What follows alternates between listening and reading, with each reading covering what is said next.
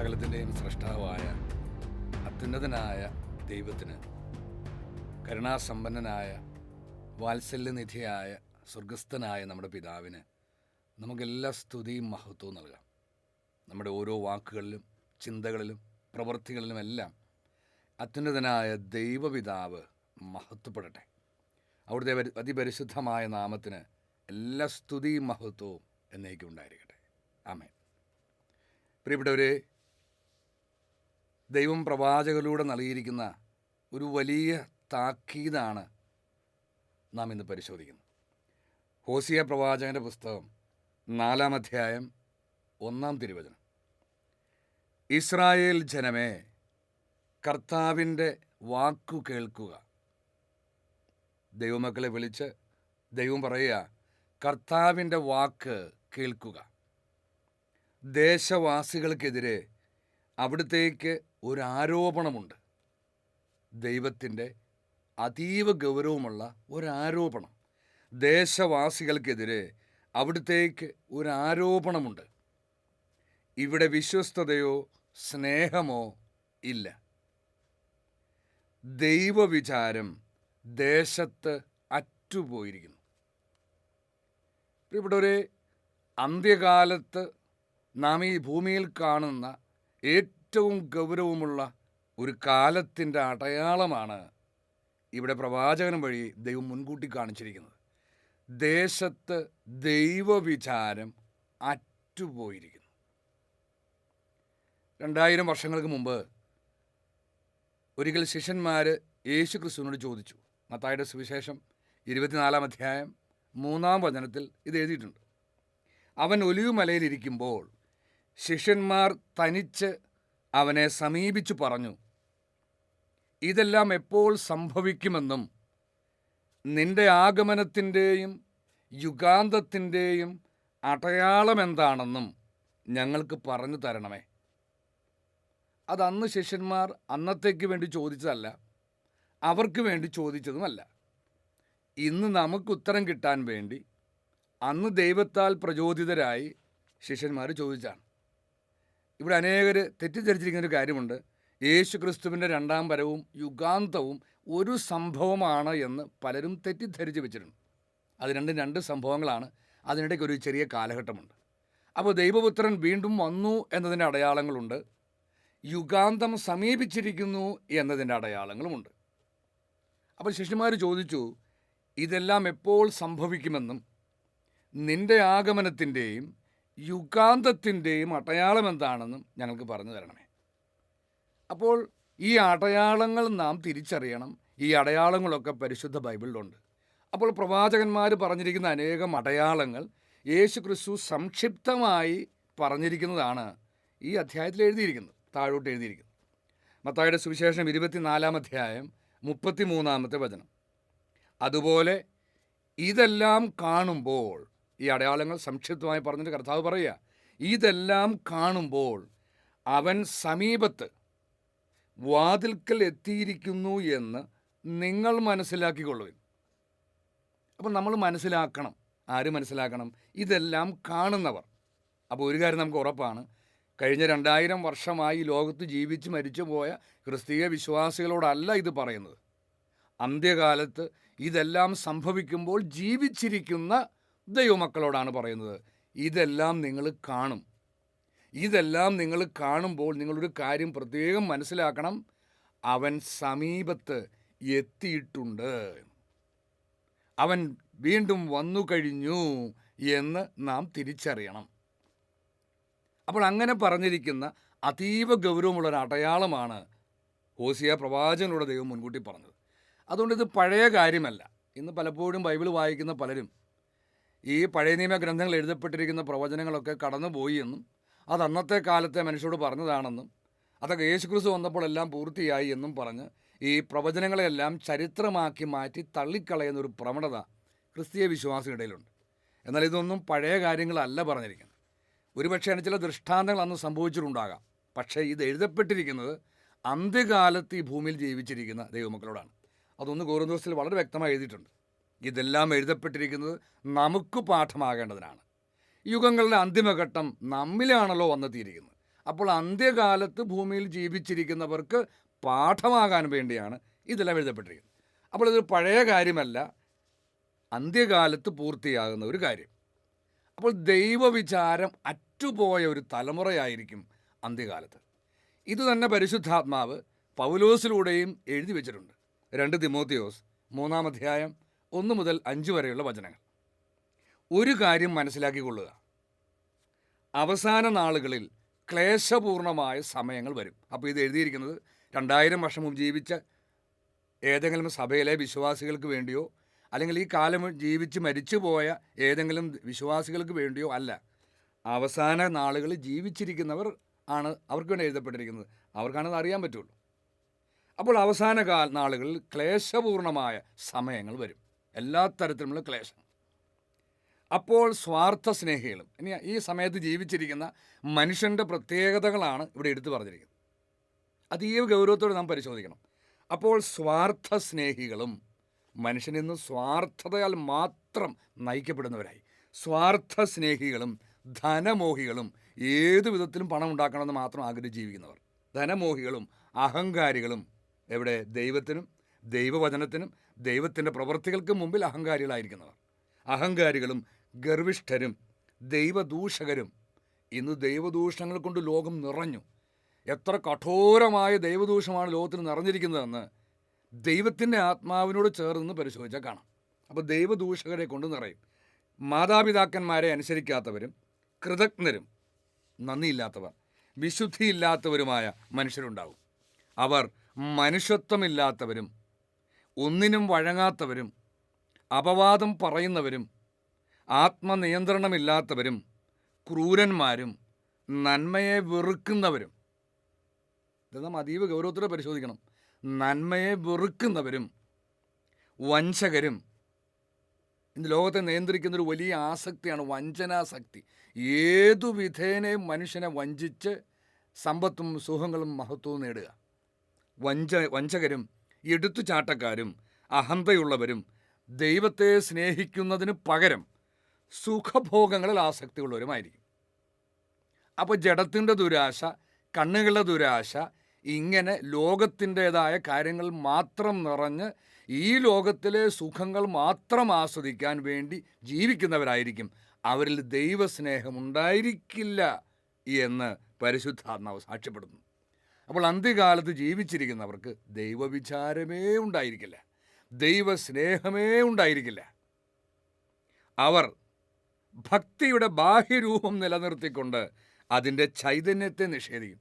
അപ്പോൾ അവർ ഭക്തി, ഞങ്ങൾ ക്രിസ്തീയ വിശ്വാസികളാണ്, ഞങ്ങൾ വിശ്വാസികളാണ് എന്ന് കാണിക്കുന്ന ബാഹ്യമായ എല്ലാത്തരം ആചാരങ്ങളും അനുഷ്ഠിക്കുന്നവരായിരിക്കും. ഭക്തിയുടെ ബാഹ്യരൂപം നിലനിർത്തും, പക്ഷേ അതിൻ്റെ ചൈതന്യം നിഷേധിക്കും.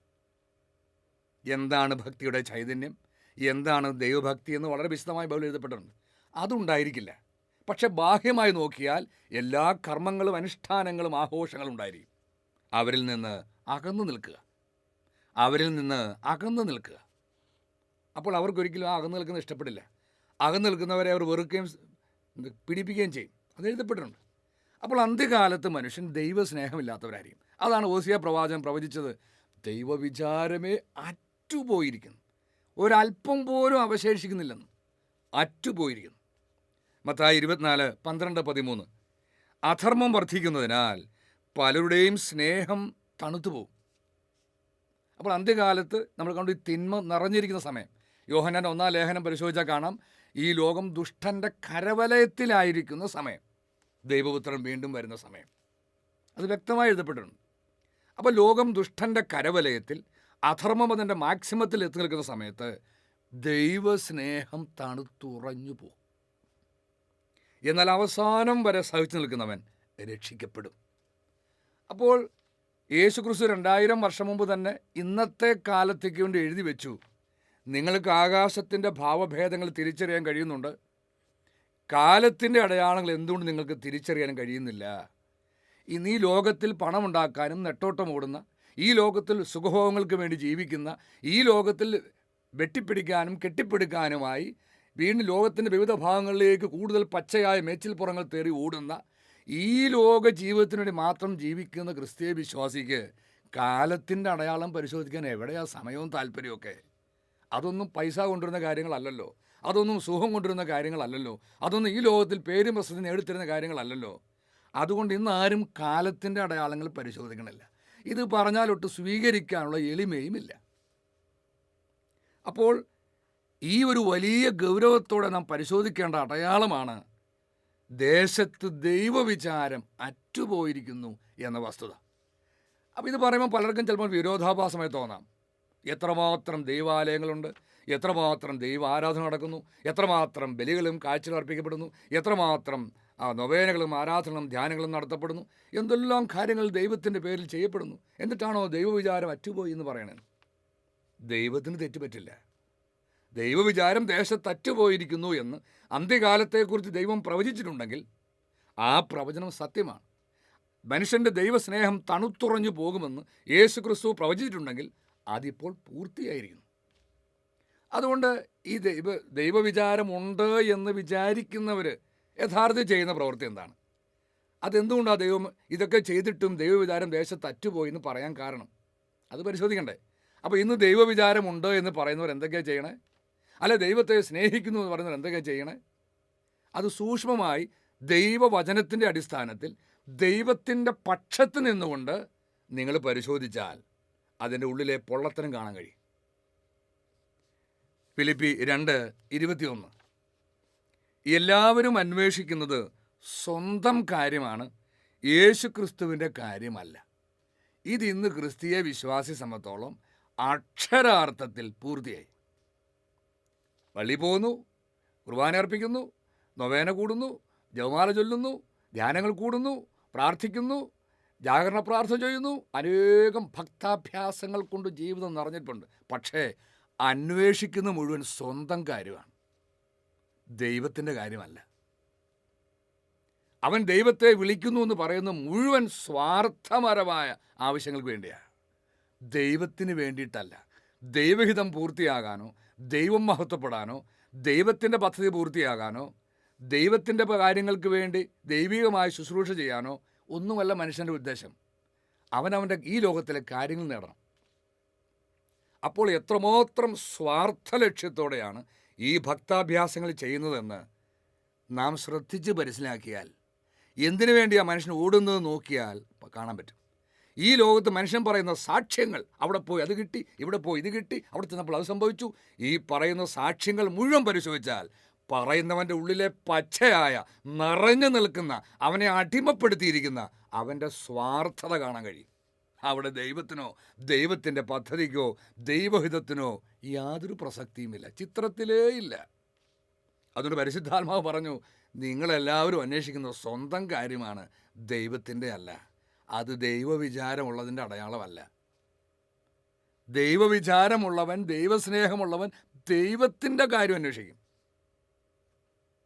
അപ്പോൾ ഇന്ന് ഭക്തിയുടെ പേരിൽ കാട്ടിക്കൂട്ടുന്ന സകല പ്രവൃത്തിയുടെയും പുറകിൽ അവരെ നയിക്കുന്ന ചേതോവിഹാരം സ്വാർത്ഥതയാണ്, സ്വാർത്ഥലാഭം. സ്നേഹം സ്വാർത്ഥം അന്വേഷിക്കുന്നില്ല എന്നൊന്ന് കൊരിന്ത്യർ 13 എഴുതിയിട്ടുണ്ട്. അപ്പോൾ സ്വാർത്ഥതയോടെ, സ്വാർത്ഥ ലക്ഷ്യത്തോടെ ദൈവത്തെ സമീപിക്കുന്ന ആരിലും, ആ സ്വാർത്ഥ ലക്ഷ്യത്തോടെ ഈ ഭക്താഭ്യാസങ്ങൾ ചെയ്യുന്ന ആരിലും ദൈവസ്നേഹമില്ല. ദേശത്തുനിന്ന് ദൈവവിചാരം അറ്റുപോയിരിക്കും. വീണ്ടും ഫിലിപ്പിയർ എഴുതിയ ലേഖനം 3:18 വരെ. എന്നാൽ പലരും ക്രിസ്തുവിൻ്റെ കുരിശിൻ്റെ ശത്രുക്കളായി ജീവിക്കുന്നു എന്ന് പലപ്പോഴും നിങ്ങളോട് ഞാൻ പറഞ്ഞിട്ടുള്ളത് തന്നെ ഇപ്പോൾ ഈ അന്ത്യകാലത്ത് കണ്ണുനീരോടെ ആവർത്തിക്കുന്നു ദൈവത്തിൻ്റെ ആത്മാവ്. കുരിശിൻ്റെ ശത്രുക്കളായി ജീവിക്കുന്നവരാണ്. എന്താണ് കുരിശ്? എന്താണ് കുരിശ് പ്രതിദാനം ചെയ്യുന്നത്? എന്താണ് കുരിശിൻ്റെ വാർത്ത? എന്താണതിൻ്റെ പൂർണ്ണത? ഇതൊന്നും ശ്രദ്ധിക്കാതെ കുരിശിൻ്റെ ശത്രുക്കളായി, ദൈവത്തിൻ്റെ ശക്തിയുടെ ശത്രുക്കളായി ജീവിക്കുന്നവർ, നാശമാണ് അവരുടെ അവസാനം. ദൈവത്തിൻ്റെ വാക്കാണ്. ഉദരമാണ് അവരുടെ ദൈവം. എന്താണ് ഞാൻ പറഞ്ഞത്? സ്വാർത്ഥതയാണ്. അപ്പോൾ ഉദരമാണ് അവരുടെ ദൈവം, അല്ല ദൈവവിചാരമില്ല. അവർ ദൈവത്തെ സമീപിക്കുന്നു എന്ന് പറയുമ്പോൾ പോലും ഉദരപൂർണമാണ് ലക്ഷ്യം, അഥവാ സ്വന്തം നേട്ടങ്ങളും താല്പര്യങ്ങളുമാണ് ലക്ഷ്യം. ലജ്ജാകരമായതിൽ അവർ അഭിമാനം കൊള്ളുന്നു. ദൈവത്തിൻ്റെ പേരിൽ പോലും ഭൗമികമായത് മാത്രം അവർ ചിന്തിക്കുന്നു. അപ്പോൾ ഈ ഭൗമികമായത് മാത്രം ചിന്തിച്ച് ഭൗമികമായ കാര്യങ്ങൾക്ക് വേണ്ടി മാത്രം ജീവിക്കുന്ന ഈ ലോകത്ത് അങ്ങനെയുള്ള മനുഷ്യരിൽ ദൈവവിചാരം അറ്റുപോയിരിക്കുന്നു. ഇത് ദൈവം കാണുന്നതാണ്, ദൈവത്തിൻ്റെ ആരോപണമാണ്. അതുകൊണ്ട് മാനുഷിക കാഴ്ചപ്പാടിൽ നോക്കിയാൽ ഇത് കാണാൻ കഴിയില്ല.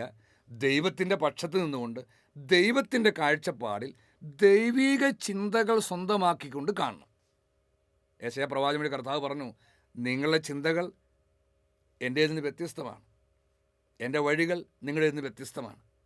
ആകാശം ഭൂമിയേക്കാൾ ഉയർന്നു നിൽക്കുന്ന പോലെ എൻ്റെ ചിന്തകളും വഴികളും നിങ്ങളുടേതിനേക്കാൾ ഉന്നതമത്രേ. അപ്പോൾ ആ ഉന്നതമായ ചിന്ത നമുക്ക് ലഭിക്കുമ്പോഴാണ് ഇത് കാണാൻ കഴിയുള്ളൂ. ഈ ദൈവത്തിൻ്റെ ആരോപണം എത്ര സത്യമാണ്, ദേശത്ത് ദൈവവിചാരം അറ്റുപോയിരിക്കുന്നു എന്ന ദൈവത്തിൻ്റെ കുറ്റപ്പെടുത്തൽ എത്ര സത്യമാണെന്ന് നമുക്ക് മനസ്സിലാക്കാൻ കഴിയുള്ളൂ. അതിന് ദൈവത്തിൻ്റെ ചിന്ത ലഭിക്കണം. അല്ലാതെ മാനുഷികമായി ജഡത്തിൻ്റെ അടിമത്തത്തിൽ മാനുഷിക തത്വശാസ്ത്രങ്ങളും മാനുഷിക കാഴ്ചപ്പാടുകളും കൊണ്ട് ഇന്നത്തെ മനുഷ്യൻ നോക്കിക്കാണുന്ന പോലെ നോക്കിക്കണ്ടാൽ നിങ്ങൾക്ക് ദൈവത്തിൻ്റെ ആരോപണം അതിൻ്റെ യാഥാർത്ഥ്യം മനസ്സിലാവില്ല. ആ ആരോപിക്കുന്നതിൻ്റെ പുറകിലെ ദൈവത്തിൻ്റെ വേദന തിരിച്ചറിയില്ല. അപ്പോൾ ഭൗമികമായത് മാത്രം അന്വേഷിക്കുന്നു. ഈ സാക്ഷ്യം പറയുന്ന ആളുകളൊക്കെ സാക്ഷ്യങ്ങൾ കേട്ടു നോക്കിയേ. ഇന്നിപ്പോൾ സോഷ്യൽ മീഡിയ മുഴുവൻ സാക്ഷ്യങ്ങളാണ്. അവിടെ പോയി എനിക്ക് അത് കിട്ടി, ഇത് കിട്ടി, ഇത് മുഴുവൻ ഈ ലോകത്തിൻ്റെ ലൗകിക കാര്യങ്ങൾ മാത്രമാണ്. 1 കൊരിന്തോസ് 15:19 ഈ ജീവിതത്തിന് വേണ്ടി മാത്രം ക്രിസ്തുവിൽ പ്രത്യാശ വെച്ചിട്ടുള്ളവരാണെങ്കിൽ നമ്മളെല്ലാ മനുഷ്യരെയേക്കാൾ നിർഭാഗ്യവാന്മാരാണ്. അപ്പോൾ ക്രിസ്തുവിൽ പ്രത്യാശ വെച്ചിരിക്കുന്നു എന്ന് പറയുന്നവരാണല്ലോ ക്രിസ്ത്യാനികൾ, ക്രിസ്തീയ വിശ്വാസികൾ. പക്ഷെ അവരെന്തിനാ ദൈവത്തെ സമീപിക്കുന്നത്, അല്ലെ സമീപിക്കുന്നു എന്ന് കരുതുന്നത്? ഈ ലോക ജീവിതത്തിന് വേണ്ടി മാത്രം. അത് ഈ സാക്ഷ്യങ്ങൾ പരിശോധിച്ചാൽ കാണാം. ഈ സാക്ഷ്യങ്ങൾ നൽകപ്പെടുന്നിടത്തെ പരസ്യങ്ങൾ പരിശോധിച്ചാൽ കാണാം. ഇവിടെ വന്ന് പ്രാർത്ഥിച്ചാൽ ഇത് കിട്ടും, ഇവിടെ വന്ന് പ്രാർത്ഥിച്ചാൽ ഇത് കിട്ടും, വിദേശത്ത് പോകാൻ പറ്റും, പെണ്ണിനെ കെട്ടിക്കാം, പരീക്ഷ പാസ്സാക്കാം, വീട് വെക്കാം, കടം വീടാം, അത് ചെയ്യാം, ഇത് സംഭവിക്കും, ഇതൊക്കെ കിട്ടും. വായോ, ഈ ലോക ജീവിതത്തിന് വേണ്ടി മാത്രം ക്രിസ്തുവിൽ പ്രത്യാശ വെച്ചവരായി ഏറ്റവും വലിയ നിർഭാഗ്യവാന്മാരാക്കി ഈ മനുഷ്യരെ മാറ്റിയതിന് മുഴുവൻ കണക്ക് ചോദിക്കുന്നൊരു വിഭാഗമുണ്ട് കർത്താവ്. അത് നമ്മൾ ആദ്യം പരിശോധിച്ച വചനം ഓസിയ പ്രവാചന പുസ്തകത്തിൽ ഈ ആരോപണം കഴിഞ്ഞിട്ട് പ്രവാചകൻ വഴി കർത്താവ് താഴോട്ട് പറയുന്ന വാക്കുകൾ ശ്രദ്ധിച്ചാൽ ആരെയാണ് ഇതിനെല്ലാം ദൈവം കുറ്റപ്പെടുത്തുന്നത്, ആരോടാണ് കർത്താവ് കണക്ക് ചോദിക്കാൻ പോകുന്നതെന്ന് വ്യക്തമായി എഴുതപ്പെട്ടിട്ടുണ്ട്. ആ ഓസിയ പ്രവാചന പുസ്തകം 4-ാം അധ്യായം താഴോട്ട് വായിച്ചാൽ മതി, അപ്പോൾ കാണാം.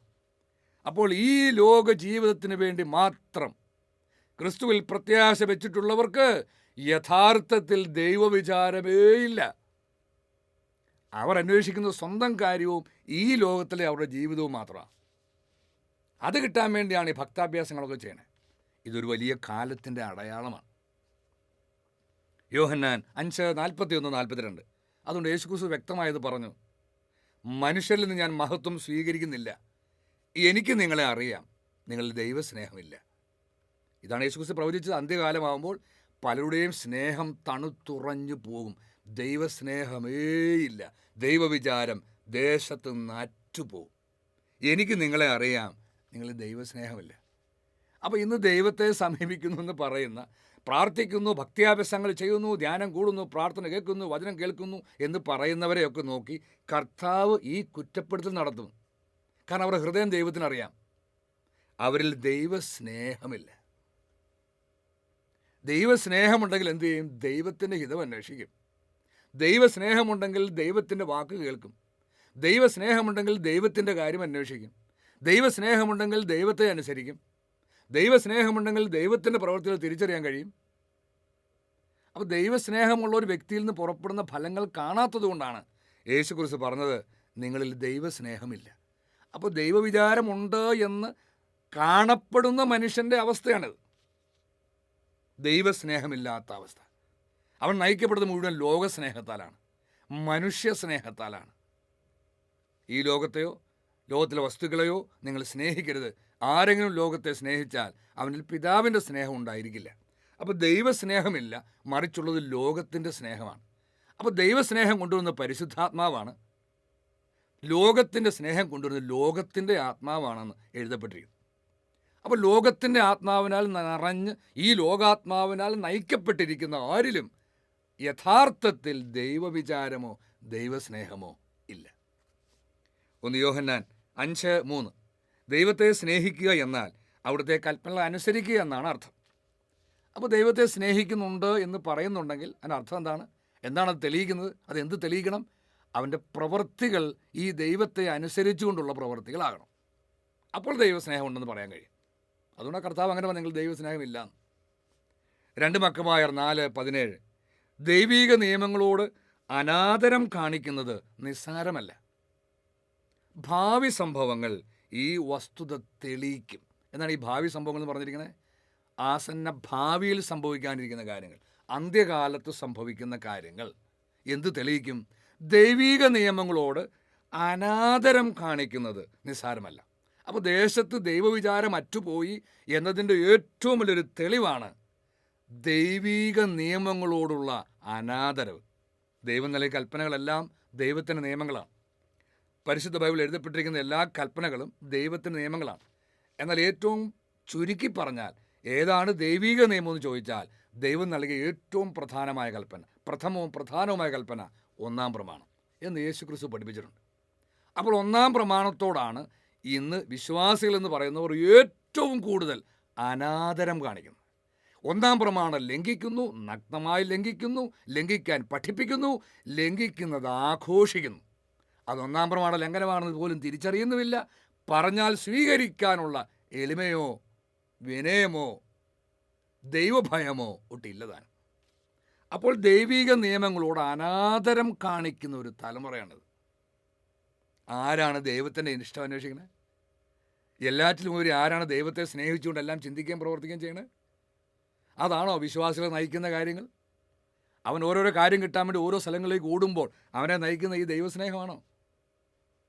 അപ്പോൾ ഭാവി വസ്തുതകൾ, ഭാവി സംഭവങ്ങൾ തെളിയിക്കുന്ന ഒരു കാര്യമാണ് ഈ തലമുറയുടെ ദൈവസ്നേഹരാഹിത്യം, ദൈവത്തിൻ്റെ നിയമങ്ങളോട് കാണിക്കുന്ന അനാദരം എന്തു ദുരന്തം കൊണ്ടുവരും, എന്തു ശിക്ഷ കൊണ്ടുവരുമെന്ന് അന്ത്യകാലത്ത് ദൈവം പ്രവർത്തിക്കുമ്പോൾ തെളിയിക്കപ്പെടും. സഭാപ്രസംഗൻ 12:13-14 പരിസമാപ്തി ഇതാണ്. എല്ലാം കേട്ട് കഴിഞ്ഞത് തന്നെ കൂലങ്കഷമായി ചിന്തിച്ചു.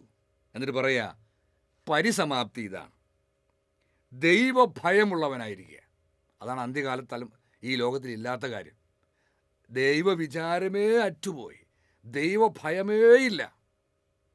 ദൈവഭയമുള്ളവനായിരിക്കുക, അവിടുത്തെ കൽപ്പനകൾ പാലിക്കുക. ഇത് മനുഷ്യൻ്റെ മുഴുവൻ കർത്തവ്യവും ഇത് തന്നെ. നല്ലതോ ചീത്തയോ ആയ ഏതു നിഗൂഢ പ്രവൃത്തിയും ദൈവം നീതിപീഠത്തിന് മുമ്പിൽ കൊണ്ടുവരും. ഇത് പലപ്പോഴും വിശ്വാസി എന്ന് പറയുന്നത് മറന്നു പോകുന്നു.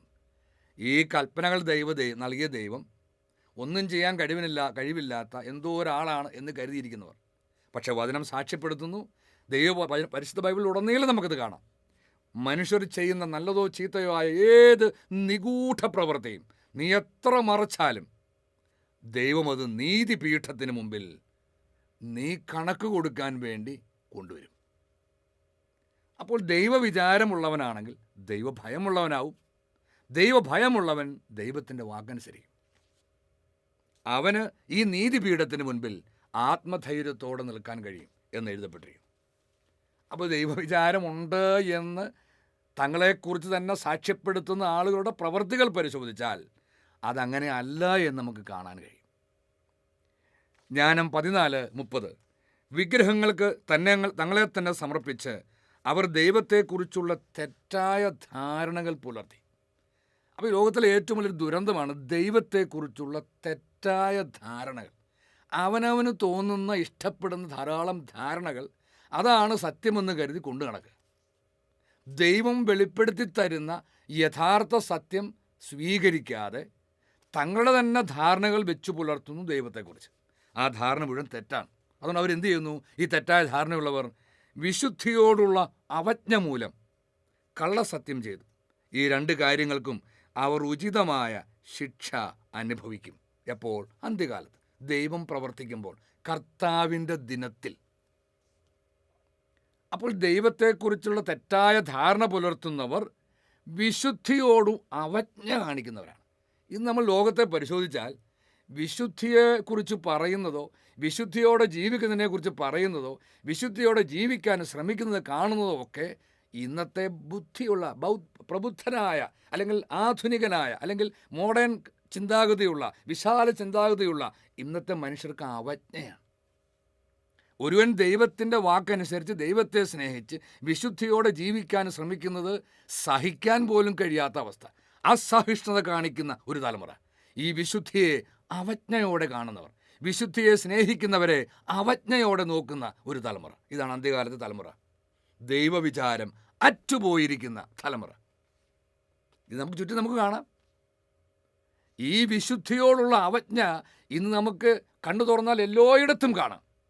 ഇതെന്ത് തെളിയിക്കുന്നു? നാം ജീവിക്കുന്ന കാലഘട്ടം അന്ത്യകാലമാണെന്നും ദേശത്ത് ദൈവവിചാരം അറ്റുപോയിരിക്കുന്നു എന്ന ദൈവത്തിൻ്റെ പ്രവചനം പൂർത്തിയായിരിക്കുന്നു എന്നും ദൈവമക്കൾ കണ്ണു തുറന്ന് കാണും. അപ്പോൾ അനേകം വിഗ്രഹങ്ങൾ ഹൃദയത്തിൽ കൊണ്ടു നടക്കുന്നവർ, ദൈവത്തെക്കാളുപരി നീ എന്തിനെങ്കിലും സ്നേഹിക്കുകയോ വിലമതിക്കുകയോ ചെയ്താൽ, ദൈവത്തെക്കാളും ദൈവവചനത്തെക്കാളും അധികം നീ ആരെയെങ്കിലും സ്നേഹിക്കുകയോ വിലമതിക്കുകയോ ചെയ്താൽ, വിശ്വാസി, നിന്റെ ഹൃദയത്തിൽ വിഗ്രഹമുണ്ട്. നീ പരിശോധിക്കും, നീ ദൈവത്തെക്കാളധികം സ്നേഹിക്കുന്ന ആരെങ്കിലും ഉണ്ടോ? നീ ദൈവത്തെക്കാളധികം വിലമതിക്കുന്ന ആരെങ്കിലും ഉണ്ടോ? ഈ എന്തെങ്കിലും ഉണ്ടോ? അത് നിനക്ക് വിഗ്രഹമാണ്. കൊളോസ്സോസ് 3:5-6. അതുകൊണ്ട് നിങ്ങളിൽ ഭൗമികമായിട്ടുള്ളതെല്ലാം, അസന്മാർഗികത, അശുദ്ധി, മനക്ഷോഭം, ദുർവിചാരങ്ങൾ, വിഗ്രഹാരാധന തന്നെയായ ദ്രവ്യാസക്തി, ഇവയെല്ലാം നശിപ്പിക്കുകയും ഇവ നിമിത്തം ദൈവത്തിൻ്റെ ക്രോധം വന്നു ചേരുന്നു. എപ്പോൾ? ക്രോധത്തിൻ്റെ നാളുകളിൽ, അന്ത്യകാലത്ത്. അപ്പോൾ ഇതെല്ലാം എഴുതിയിരിക്കുന്ന അന്ത്യകാലത്ത് ജീവിച്ചിരിക്കുന്നവരെ കുറിച്ചാണ്. ഇതെല്ലാം എഴുതപ്പെട്ടിരിക്കുന്നത് നമുക്ക് പാഠമാകാനാണ്. അപ്പോൾ ഇങ്ങനെ വിഗ്രഹങ്ങൾ കൊണ്ടു നടക്കുന്നവരാണ്, ദൈവവിചാരമുണ്ട്, ദൈവത്തെ സ്നേഹിക്കുന്നു, ഞങ്ങൾ ദൈവത്തിൻ്റെതാണെന്ന് പറയുന്ന അനേകരും. അവരെല്ലാ ഭക്താഭ്യാസങ്ങളും ചെയ്യുന്നുണ്ട്, ദൈവത്തിന് മുമ്പിൽ എല്ലാവിധ നാടകങ്ങളും നടിക്കുന്നുണ്ട്. പക്ഷെ ഉള്ളിൽ മുഴുവൻ വിഗ്രഹങ്ങളാണ്. വിഗ്രഹങ്ങളെ ഹൃദയത്തിൽ പ്രതിഷ്ഠിച്ചുകൊണ്ടാണ് അവർ ദൈവത്തിന് വന്നിരിക്കുന്നത്. ഇത് എസെക്കിയേൽ പ്രവാചകന്റെ കർത്താവ് കുറ്റാരോപണം നടത്തുന്നുമുണ്ട്. അപ്പോൾ ദൈവത്തെക്കാൾ അധികം പലതിനെയും സ്നേഹിച്ചും സ്വന്തമാക്കിയും വിലമതിച്ചും അതെല്ലാം ഹൃദയത്തിൽ വിഗ്രഹങ്ങളായി സൂക്ഷിച്ചിട്ടാണ് കർത്താവിന് മുമ്പിൽ പോയി എല്ലാത്തരം ഭക്താഭ്യാസങ്ങളും കാണിക്കുന്നത്, സ്വാർത്ഥ ലക്ഷ്യങ്ങൾക്ക് വേണ്ടി. ഇവരിൽ ആരിലും ദൈവവിചാരമോ ദൈവസ്നേഹമോ ഇല്ല. ദേശത്ത് ദൈവവിചാരം അറ്റുപോയിരിക്കുന്നു. ഇവിടെ ഒരു ദേശത്ത് ദൈവവിചാരം അറ്റുപോയി, ദൈവസ്നേഹം അറ്റുപോയി എന്നതിന് ഇനിയും നമുക്ക് കാണാം ധാരാളം തെളിവുകൾ. റോമാക്കാർക്ക് എഴുതിയ ലേഖനം 1-18 മനുഷ്യരുടെ സകല ദുഷ്ടതയ്ക്കും അനീതിക്കുമെതിരായി ദൈവത്തിൻ്റെ ക്രോധം ആകാശത്ത് നിന്ന് പ്രത്യക്ഷപ്പെടുന്നു. അപ്പോൾ ഇവിടെ നമ്മൾ വചനം പരിശോധിച്ചാൽ എപ്പോഴാണ് ദൈവത്തിൻ്റെ ക്രോധം മുഴുവൻ ഈ ഭൂമിയിൽ പതിക്കണേ? സാത്താൻ്റെയും അവൻ്റെ സംവിധാനങ്ങളുടെയും മേൽ, ലോകരാജ്യത്തിൻ്റെ മേൽ ദൈവത്തിൻ്റെ ക്രോധം എപ്പോഴാണ് പതിക്കുന്നതെന്ന് അനേകം ദൈവവചനങ്ങൾ നമ്മളെ പഠിപ്പിക്കുന്നു. അന്ത്യകാലത്ത്. അപ്പോൾ ഈ ക്രോധം പതിക്കുന്ന അതിൻ്റെ പൂർണ്ണതയാണ് യുഗാന്തം. അപ്പോൾ ഈ യുഗാന്തം അടുത്തെത്തി എന്നതിൻ്റെ അടയാളങ്ങളാണ് ശിഷ്യന്മാർ ചോദിച്ചത്. ദൈവപുത്രൻ വീണ്ടും ശരീരം ധരിച്ചു വന്നു എന്നതിൻ്റെ അടയാളങ്ങൾ എന്തൊക്കെയാണെന്നാണ് ശിഷ്യന്മാർ ചോദിച്ചത്. അപ്പോൾ ഒരു വലിയ അടയാളം, ദൈവത്തിൻ്റെ ക്രോധം പ്രത്യക്ഷപ്പെടുന്നു എന്നതിൻ്റെ അടയാളമാണ് മനുഷ്യൻ്റെ അനീതി.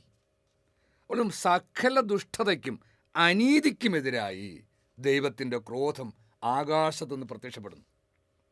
അവർ തങ്ങളുടെ അനീതിയിൽ സത്യത്തെ തളച്ചിടുന്നു. സത്യം ദൈവവചനമാണ്. യേശുക്രിസ്തു പറഞ്ഞു, കർത്താവേ പിതാവേ അവിടുത്തെ വചനമാണ് സത്യം. അപ്പോൾ ദൈവവചനത്തെ തങ്ങളുടെ അനീതിയാൽ തളച്ചിടുന്നത് ആരാണ്? അവരെക്കുറിച്ച് എഴുതിയിരിക്കുന്നു. അത് ആർക്കാണ് തളച്ചിടാൻ കഴിയുക നമ്മൾ ആലോചിച്ചാൽ മനസ്സിലാവും. അപ്പോൾ ദൈവവചനത്തെ തങ്ങളുടെ അനീതിയിൽ തളച്ചിടുന്നവർ. എന്താണ് ഈ അനീതി? ഏത് അനീതിയെക്കുറിച്ച് കർത്താവ് ഇവിടെ പറയണേ? യോഹന്നാൻ 7:18 സ്വമേധയാ സംസാരിക്കുന്നവൻ സ്വന്തം മഹത്വം അന്വേഷിക്കുന്നു, എന്നാൽ തന്നെ അയച്ചവൻ്റെ മഹത്വം അന്വേഷിക്കുന്നവൻ സത്യവാനാണ്, അവനിൽ അനീതിയില്ല. അപ്പോൾ സ്വന്തം മഹത്വത്തിന് വേണ്ടി നീ ചെയ്യുന്ന ഏത് പ്രവൃത്തിയെയും ദൈവം കണക്കാക്കുന്നത് അനീതിയായിട്ടാണ്. ഇനി കർത്താവ് പറഞ്ഞ രഹസ്യത്തിലേക്ക് പോകാം. ഒരു രഹസ്യം പറഞ്ഞു കർത്താവ്, ഒരു പ്രവചനം. മത്തായി 7:22-23 അന്ന് പലരും എന്നോട് ചോദിക്കും, അന്ന് ന്യായവിധിക്ക് കർത്താവ് വരുമ്പോൾ അന്ത്യകാലത്ത് അന്ന് പലരും എന്നോട് ചോദിക്കും, കർത്താവേ കർത്താവേ, ഞങ്ങൾ നിൻ്റെ നാമത്തിൽ പ്രവചിക്കുകയും നിൻ്റെ നാമത്തിൽ പിശാചുക്കളെ ബഹിഷ്കരിക്കുകയും നിൻ്റെ നാമത്തിൽ നിരവധി അത്ഭുതങ്ങൾ പ്രവർത്തിക്കുകയും ചെയ്തില്ലേ? ഇതൊക്കെ വലിയ കാര്യങ്ങളല്ലേ? ഇതൊക്കെ ആരാണ് ചെയ്യുന്നത് നമുക്കറിയാം. എന്ത് അധികാരമുള്ളവരാണ് ഇതൊക്കെ ചെയ്യുന്നത് നമുക്കറിയാം. അത് ചെയ്യുന്നു എന്ന് അവകാശപ്പെടുന്ന ആരാണെന്ന് നമുക്കറിയാം. നമ്മൾ കാണുന്നുണ്ടെന്ന്. അപ്പോൾ ഇതൊക്കെ ഞങ്ങൾ ചെയ്തില്ലേ കർത്താവേ നിൻ്റെ നാമത്തിൽ? അത്ഭുതങ്ങൾ പ്രവർത്തിച്ചു, പിശാചുകളെ പുറത്താക്കി, പ്രവചനങ്ങൾ നടത്തി. അപ്പോൾ ഞാൻ, വിധിയാളനായ കർത്താവ്, അവരോട് പറയും, നിങ്ങളെ ഞാൻ ഒരിക്കലും അറിഞ്ഞിട്ടില്ല. അനീതി പ്രവർത്തിക്കുന്നവരെ, നിങ്ങൾ എന്നിൽ നിന്ന് അകന്നു പോകുവിൻ. നിങ്ങളെ വചനങ്ങൾ പരിശോധിച്ചിട്ടുണ്ടോ? അവർ ചെയ്ത പ്രവൃത്തി എന്തൊക്കെയാ? ദൈവപുത്രൻ്റെ നാമത്തിൽ അത്ഭുതം പ്രവർത്തിച്ചു, രോഗശാന്തി നൽകി, പിശാചുകളെ പുറത്താക്കി, സുവിശേഷം പ്രസംഗിച്ചു, പ്രവചനങ്ങൾ നടത്തി. എല്ലാം വലിയ പ്രവൃത്തികളാണ്, വലിയ പ്രവൃത്തികളാണ്. പക്ഷെ ദൈവം എന്താ പറയുന്നത്? വിധിയാളനായ കർത്താവ് എന്താ പറയുന്നത്? ഇതെല്ലാം അനീതിയാണ്. അതെങ്ങനെ അനീതിയായി എന്നാണ് യോഹന്നാൻ 7 നമ്മൾ വായിച്ചത്. എല്ലാം സ്വയം മഹത്വത്തിന് വേണ്ടി, തൻ്റെ തന്നെ പുകഴ്ചയ്ക്ക് വേണ്ടി, മനുഷ്യൻ്റെ പ്രശംസയ്ക്ക് വേണ്ടി ചെയ്തു കൂട്ടിയതാണ്. അതുകൊണ്ട് ഇത് മുഴുവൻ അനീതിയായി ദൈവം പരിഗണിച്ചു. അവരെ താൻ അറിയുന്നേയില്ല എന്ന് പറഞ്ഞവരെ പുറത്താക്കി. അടഞ്ഞ കതകിന് പുറത്താണ് അവർ, ഒരിക്കലും തുറക്കാത്ത കതകിന് മുൻപിൽ നിത്യശിക്ഷയ്ക്കായി തള്ളിയിടപ്പെട്ടവർ. പുറത്ത് വിലാപവും പല്ലുകടിയുമാണ്, അവിടേക്ക് വേണ്ടി തള്ളിക്കളയപ്പെട്ടവർ. പക്ഷെ അവർ ചെയ്ത പ്രവൃത്തി ഇതൊക്കെയാണ്. അപ്പോൾ ഇന്ന് ദൈവവിചാരമുണ്ട്, ദൈവത്തിൻ്റെ വക്താക്കളാണ്, ദൈവത്തിന് വേണ്ടി പ്രവർത്തിക്കുന്നു എന്ന് പറയുന്ന അനേകരിലെ ദുരന്തമാണ്. ദൈവവിചാരം അറ്റുപോയിരിക്കുന്നു. സ്വയം മഹത്വത്തിന് വേണ്ടി ദൈവം അനീതി എന്ന് വിധിക്കാൻ പോകുന്ന ഈ പ്രവൃത്തികൾ അവർ ആനന്ദിച്ചുകൊണ്ട് ഓടി നടപ്പുണ്ട്. ദൈവസ്നേഹമോ ദൈവവിചാരമോ ഇല്ല.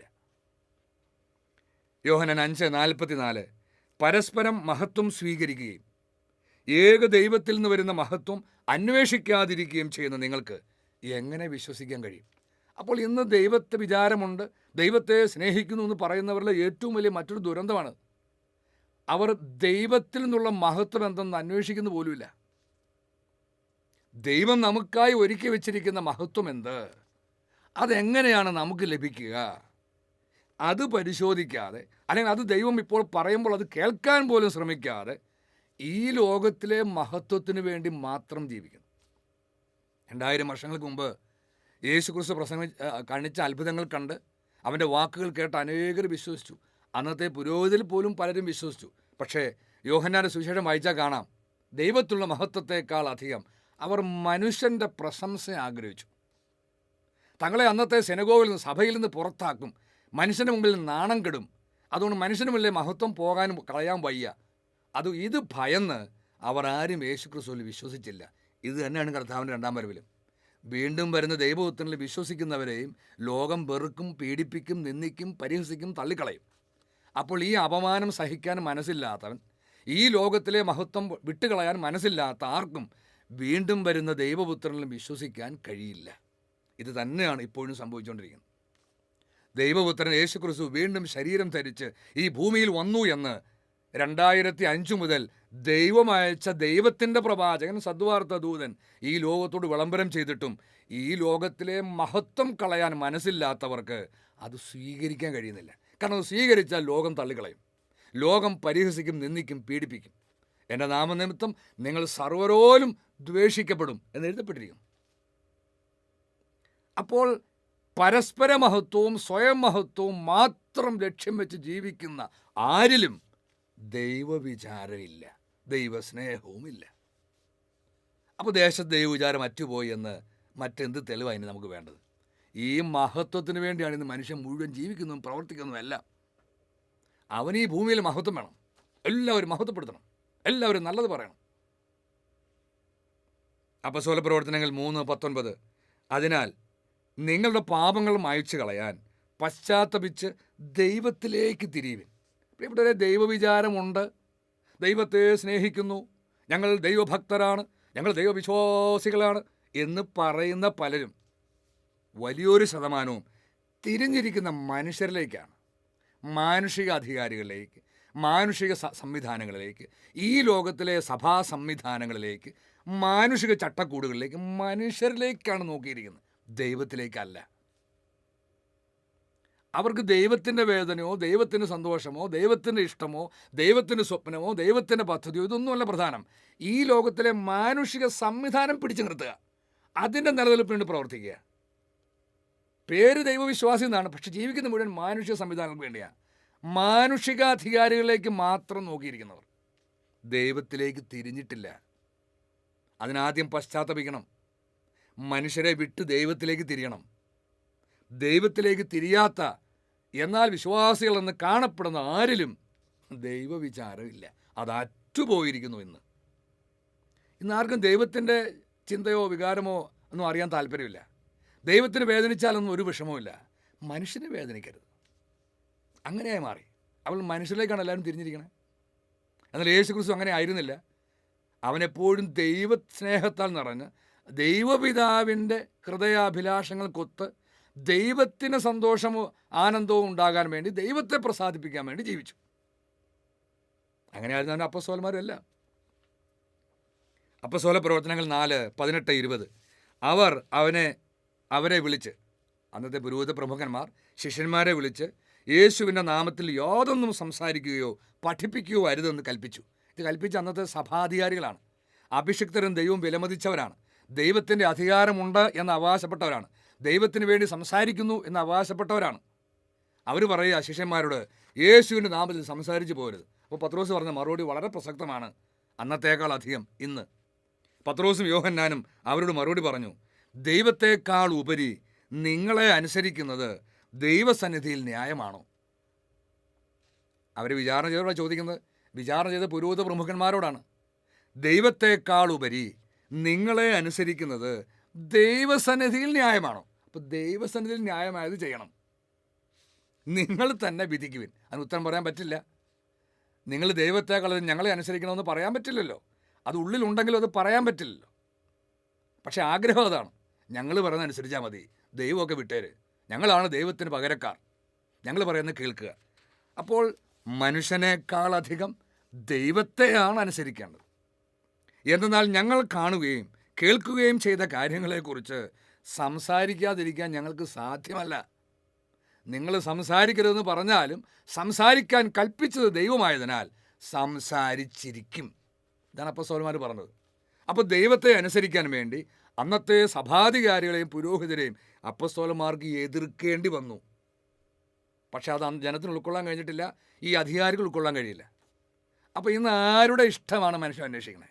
മനുഷ്യൻ്റെ ഹിതമാണോ അന്വേഷിക്കണേ, അതോ ദൈവത്തിൻ്റെ ഹിതമാണോ? ആരെ അനുസരിക്കാനാണ് ഇന്ന് മനുഷ്യൻ ശ്രദ്ധിക്കുന്നത്? ആരെ അനുസരിക്കാനാണ് മക്കളെ പഠിപ്പിക്കുന്നത്? ദൈവത്തെ അനുസരിക്കാനല്ല. അതുകൊണ്ട് ദൈവത്തെക്കാളധികം മനുഷ്യനെ അനുസരിക്കുന്ന ആരിലും ദൈവവിചാരമോ ദൈവസ്നേഹമോ ഇല്ല. അത് ദേശത്ത് അറ്റുപോയിരിക്കും. അങ്ങനെ ഈ ലോകരാജ്യത്തിന് വേണ്ടി മാത്രമുള്ളൊരു ജീവിതമായിരുന്നു വിശ്വാസിയുടെ ജീവിതം എന്ന് പറയുന്നത്. പോലും ചിലപ്പോൾ ഒരു പേരിന് ചില അഭ്യാസങ്ങൾ ഭക്താഭ്യാസം ചെയ്യുന്നെങ്കിലും അവൻ്റെ ലക്ഷ്യം മുഴുവൻ ലോകം വെട്ടിപ്പിടിക്കുക എന്നുള്ളതാണ്. ഈ ലോകത്തിൽ അവനൊരു സാമ്രാജ്യം തീർക്കുക. ഈ ലോകരാജ്യത്തിൻ്റെ ഭാഗമായി ഇവിടെ തനിക്കായി ഒരു സാമ്രാജ്യം ഉണ്ടാക്കുക. ഇവിടെ തനിക്കായി സമ്പത്ത് ചുരുക്കൂട്ടി വെക്കുക. മക്കൾക്കായി തലമുറകൾക്ക് വേണ്ടി സമ്പത്ത് ഒരുക്കൂട്ടി വെക്കുക. ലോകരാജ്യത്തിന് വേണ്ടി ജീവിക്കുന്ന ആരിലും ദൈവവിചാരമില്ല. ഉൽപ്പത്തി 49:18 പൂർവ്വപിതാവായ യാക്കോബ് നടത്തിയ ഒരു വിശ്വാസ പ്രഖ്യാപനമാണ്. കർത്താവേ, ഞാൻ അങ്ങയുടെ രക്ഷ കാത്തിരിക്കുന്നു. അപ്പോൾ നമ്മുടെ പൂർവ്വപിതാക്കന്മാർ മുതൽ എല്ലാവരും കാത്തിരിക്കുന്ന ഒരു രക്ഷയുണ്ട്. സത്യത്തിൽ രക്ഷകനെയൊക്കെ വാഗ്ദാനം ചെയ്തതിന് ശേഷമാണ് മോശ വഴി. പക്ഷേ ഏദൻ തോട്ടത്തിൽ നിന്നും വീണുപോയ മനുഷ്യൻ്റെ ആന്തരിക വിലാപമാണ് ഈ രക്ഷയ്ക്ക് വേണ്ടിയുള്ള വിലാപം, ഈ രക്ഷയ്ക്ക് വേണ്ടിയുള്ള കാത്തിരിപ്പ്. ഇന്ന് ആരാ ഈ രക്ഷയ്ക്ക് വേണ്ടി കാത്തിരിക്കണേ? എത്ര പേര് കാത്തിരിപ്പുണ്ട്? ഇവിടെ ഒരു രക്ഷയ്ക്ക് വേണ്ടി കാത്തിരിക്കുന്നത് പറയുമ്പോൾ ഇത് കേൾക്കുന്ന പലരും, വലിയ പണ്ഡിതന്മാർ പോലും പരിഹസിച്ച് പറഞ്ഞിട്ടുണ്ട്, അവർ യേശുക്രിസ്തുവിനൊക്കെ വിട്ടു, യേശുക്രിസ്തു എന്ന രക്ഷയൊക്കെ വിട്ടു, ഇപ്പോൾ എന്തോ രക്ഷ കാത്തിരിക്കുകയാണ്. യേശുക്രിസ്തു 2000 വർഷം മുമ്പ് തന്ന രക്ഷ, പാപമോചനം എന്ന രക്ഷ സ്വീകരിച്ചുകൊണ്ട് തന്നെയാണ് അവൻ വീണ്ടും വരുമ്പോൾ തരാനിരിക്കുന്ന രക്ഷയുടെ പൂർണ്ണതയ്ക്ക് വേണ്ടി ദൈവമൊക്കെ കാത്തിരിക്കേണ്ടത്. അപ്പോൾ കാത്തിരിക്കണം. നമ്മൾ കുറേയേറെ കാര്യങ്ങൾക്ക് വേണ്ടി കാത്തിരിക്കുന്നതിനെ കുറിച്ച് ബൈബിൾ എഴുതപ്പെട്ടിട്ടുണ്ട്. ദൈവത്തിന് വേണ്ടി കാത്തിരിക്കുക, ദൈവപുത്രന് വേണ്ടി കാത്തിരിക്കുക, ദൈവം പ്രവചിച്ചിരിക്കുന്ന വാഗ്ദാനം ചെയ്ത പലർക്കും വേണ്ടി കാത്തിരിക്കുക. ദൈവത്തിൻ്റെ പ്രവാചകർക്ക് വേണ്ടി കാത്തിരിക്കുക, ദൈവത്തിൻ്റെ പ്രവർത്തികൾക്ക് വേണ്ടി, ദൈവത്തിൻ്റെ രക്ഷയ്ക്ക് വേണ്ടി കാത്തിരിക്കുക. അപ്പോൾ യേശു ക്രിസ്തു വീണ്ടും വരും, വിധിക്കാൻ മാത്രമല്ല. പല വിശ്വാസികളും ജീവിച്ചിരിക്കുന്നവരെ മരിച്ചവരെ വിധിക്കാൻ അവൻ വീണ്ടും വരുമെന്ന് ഞാൻ വിശ്വസിക്കുന്നു. ഇത് മാത്രം ചെറുപ്പം മുതലേ കേട്ടും പറഞ്ഞും ശീലിച്ചവരാ. അപ്പോൾ കർത്താവിൻ്റെ രണ്ടാം വരവെന്ന് കേട്ടാൽ വിധി, ഇത് മാത്രമേ മനസ്സിലുള്ളൂ. എന്നാൽ അവൻ തരാൻ പോകുന്ന രക്ഷയെക്കുറിച്ച് അനേകം വചനം എഴുതപ്പെട്ടിട്ടുണ്ടെങ്കിലും അതൊന്നും ശ്രദ്ധിച്ചിട്ടുമില്ല, അത് ഏറ്റു പറയാറുമില്ല. എബ്രായർ 9:28 അവൻ വീണ്ടും വരും, പാപപരിഹാരാർത്ഥമല്ല, തന്നെ ആകാംക്ഷപൂർവ്വം കാത്തിരിക്കുന്നവരുടെ രക്ഷയ്ക്ക് വേണ്ടി. അപ്പോൾ യേശു ക്രിസ്തു വീണ്ടും വരുന്നത് നമുക്ക് രക്ഷ നൽകാനാണ്. 2000 വർഷം നമുക്ക് രക്ഷ നൽകി, അതതിൻ്റെ അഡ്വാൻസ് മാത്രം. ഇതിൻ്റെ പൂർണ്ണത അവൻ തന്നെ നമുക്ക് തരണം, കാരണം അവനാണ് ഏക രക്ഷകൻ.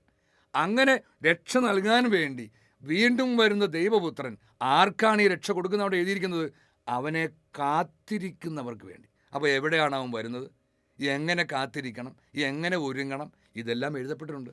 ഇതെല്ലാം നമ്മളെ പഠിപ്പിക്കാനാണ് അന്ത്യകാലത്ത് സദ്വാർത്ത ദൈവം ഏശയ്യാ പ്രവാചകനിലൂടെ ഈ ലോകത്ത് പ്രഘോഷിച്ചുകൊണ്ടിരിക്കുന്നത്. അപ്പോൾ കാത്തിരിക്കണം. ഈ ദൈവവിചാരമുണ്ട് എന്ന് പറയുന്ന എത്ര പേരാ യേശു ക്രിസ്തുവിനെ രക്ഷകനായി കാത്തിരിക്കുന്നവർ? തീത്തോസ് 2:13 അതേസമയം നമ്മുടെ മഹോന്നതനായ ദൈവത്തിൻ്റെയും രക്ഷകനായ യേശു ക്രിസ്തുവിൻ്റെയും മഹത്വം പ്രത്യക്ഷമാവുമ്പോൾ, അപ്പോൾ യേശു ക്രിസ്തു മാത്രമല്ല വെളിപ്പെടുന്നത്, യേശു ക്രിസ്തു മാത്രമല്ല വരുന്നത്, ദൈവപിതാവും വരും. ദൈവപിതാവും മഹത്വത്തിൽ പ്രത്യക്ഷപ്പെടും എന്ന് എഴുതപ്പെട്ടിട്ടുണ്ട് അനേകം വചനങ്ങളിൽ. അപ്പോൾ പിതാവായ ദൈവത്തെയും പുത്രനായ ദൈവത്തെയും കാത്തിരിക്കണം. പ്രത്യക്ഷമാകുമ്പോൾ കൈവരാൻ പോകുന്ന അനുഗ്രഹപൂർണമായ പ്രത്യാശയെ നാം കാത്തിരിക്കുകയും ചെയ്യുന്നു. അങ്ങനെ കാത്തിരിക്കുന്ന ഒരു ഗണമുണ്ട്. അപ്പോൾ അങ്ങനെ കാത്തിരിക്കുന്നവരിൽ മാത്രമാണ് ദൈവവിചാരമുണ്ട് എന്ന് പറയാൻ പറ്റുള്ളൂ. കാരണം ബാക്കി എല്ലാവരും ഈ ലോകത്തിലെ അവരുടെ പ്രതീക്ഷകൾ പൂവണിയെന്നും കാത്തിരിക്കുകയാണ്. ഇവിടെ വീട് വെക്കുന്നതിനെക്കുറിച്ചും സ്ഥിര താമസം കിട്ടുന്നതിനെക്കുറിച്ചും വിദേശ പൗരത്വം കിട്ടുന്നതിനെക്കുറിച്ചും ഇവിടെ കടം മാറുന്നതിനെക്കുറിച്ചും ഇവിടെ ഉന്നത സ്ഥാനം കിട്ടുന്നതിനെക്കുറിച്ചും ഇവിടെ എന്തെങ്കിലും നേടുന്നതിനെക്കുറിച്ചും ഇവിടെ എന്തെങ്കിലും വലിയ വലിയ കാര്യങ്ങൾ വെട്ടിപ്പിടിക്കുന്നതിനെക്കുറിച്ചും ഒക്കെ പ്രതീക്ഷകൾ വെച്ച് പുലർത്തി അതിൻ്റെ പൂവണിയുന്നതും കാത്തിരിക്കുന്ന ആളുകൾ. അവരാരും ദൈവപുത്രനെയോ ദൈവപിതാവിനെയോ കാത്തിരിക്കുന്നില്ല. അവർ വരും എന്ന് വിശ്വസിച്ച് കാത്തിരിക്കുന്നില്ല. അവർ ദൈവപുത്രൻ തരുന്ന രക്ഷ കാത്തിരിക്കുന്നില്ല. ഈ കാത്തിരിക്കാത്ത ആരിലും ദൈവവിചാരം ഇല്ല. ദൈവവിചാരം ഉണ്ട് തങ്ങൾക്കെന്ന് ചിലപ്പോൾ അവർ കരുതുമായിരിക്കും, പക്ഷെ ദൈവത്തിൻ്റെ ആരോപണം അവർക്കില്ല. ഉണ്ടെങ്കിൽ കാത്തിരിക്കും.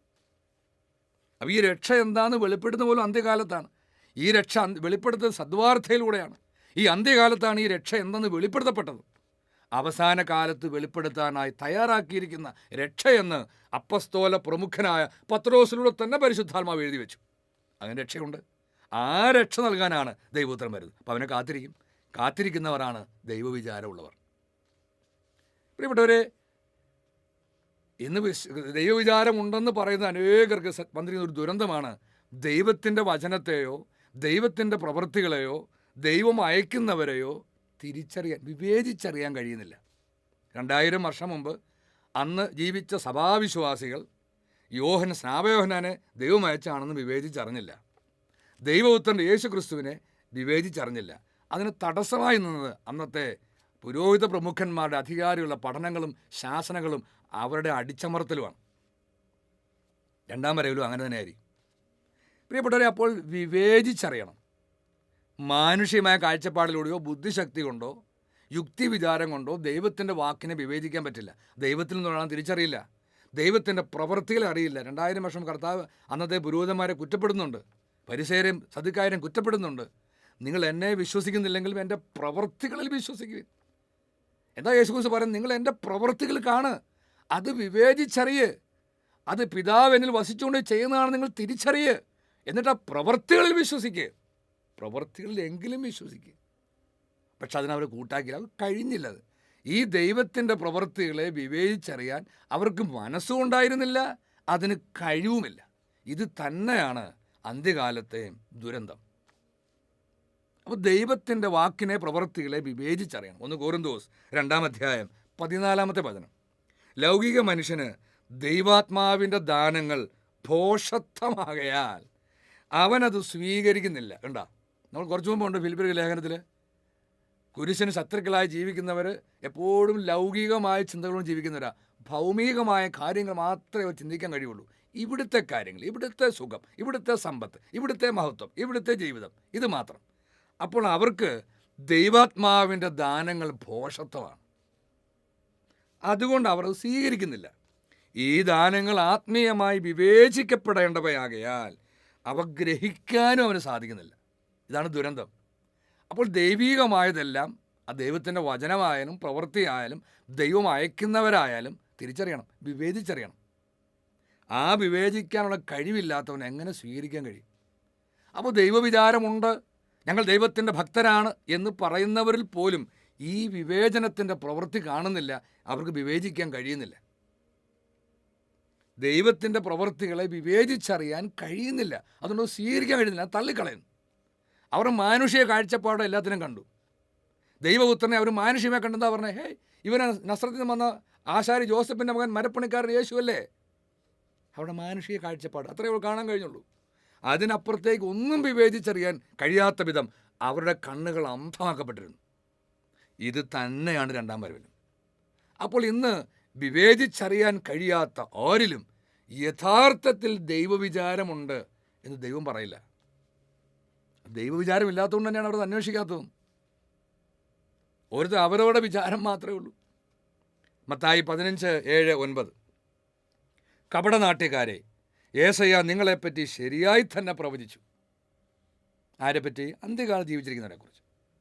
ഈ ജനം അധരം കൊണ്ട് എന്നെ ബഹുമാനിക്കുന്നു, എന്നാൽ അവരുടെ ഹൃദയം എന്നിൽ നിന്ന് വളരെ അകലെയാണ്. ഇതാ യേശുക്രിസ്തു പ്രവചിച്ചത്.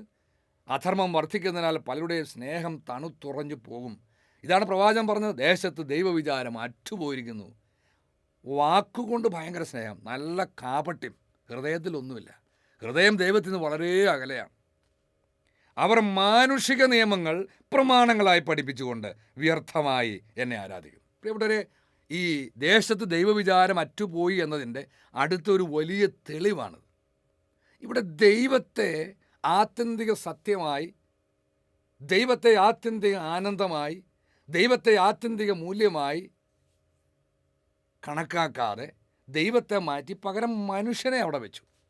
ഇന്ന് ദൈവത്തിൻ്റെ വചനമോ ദൈവത്തിൻ്റെ സത്യമോ അല്ല വലുത്, മനുഷ്യനും മനുഷ്യാവകാശങ്ങളും മനുഷ്യൻ്റെ കാര്യങ്ങളുമാണ്.